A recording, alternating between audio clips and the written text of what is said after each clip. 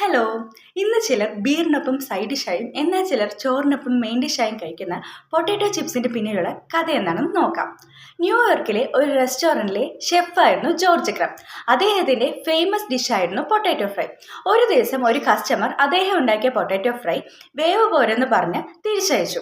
ക്രംബാവട്ടെ പൊട്ടാറ്റോസിനെ തിന്നായി cut ചെയ്ത് വീണ്ടും fry ചെയ്ത് കൊടുത്തു. എന്നാൽ ആ കസ്റ്റമർ വീണ്ടും വീണ്ടും റിട്ടേൺ ചെയ്തുകൊണ്ടിരുന്നു. അവസാനം ദേഷ്യം വന്ന ക്രംപ് പൊട്ടാറ്റോസിനെ പേപ്പർ പോലെ തിന്നായി കട്ട് ചെയ്ത് ഫ്രൈ ചെയ്ത് കൊടുത്തു.